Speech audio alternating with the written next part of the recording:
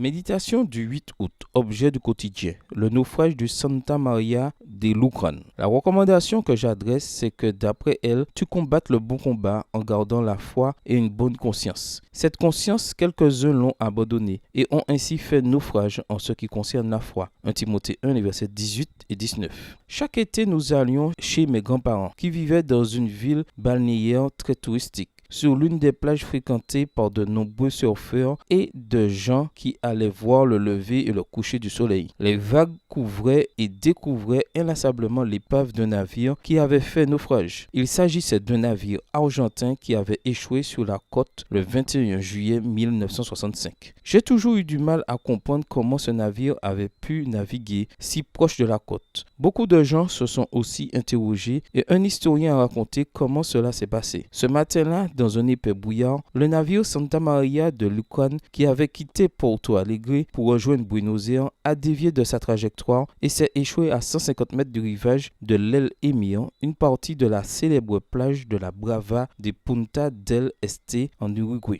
Le navire transportait des pins du Brésil et bien que des tentatives aient été faites pour réparer le navire échoué, ils n'ont pas pu le sauver. Lorsqu'ils l'ont libéré du poids de sa cargaison, ils ont tenté à nouveau de le réparer, mais il a fortement penché à tribord et ils n'ont pu rien faire de plus. Tout a coulé. Le mauvais temps a fait son œuvre en affaiblissant la résistance du navire et la fissure s'est encore accentuée. Les troncs sont sortis de la cale et n'ont pas pu être récupérés et la coque du navire ressemble désormais à une statue qui fait maintenant partie du paysage dans cet endroit. On dit que beaucoup de gens ont construit leur maison avec les restes des planches du bateau qui flottait sur la côte. On dit aussi que le navire échoué aurait alimenté tout l'Uruguay en bois et d'une certaine façon existe encore grâce aux constructions de cette région. Malgré les deux phares, le navire a fait naufrage. Tout autour de nous, il y a plus d'une lumière qui peut nous éclairer dans les tempêtes. Cependant, parfois, en raison d'un épais brouillard, nous pouvons faire naufrage à quelques mètres de notre destination. Voudrais-tu qu'on se nourrisse de ta défaite? Veux-tu que le souvenir que l'on garde de toi soit le fait que tu n'aies pas réussi à atteindre ton but? Dieu veut que nous arrivions sains et saufs à notre destination, notre maison céleste. Demandons-lui de nous éclairer et de nous donner assez de force pour la tempête à laquelle nous sommes confrontés aujourd'hui.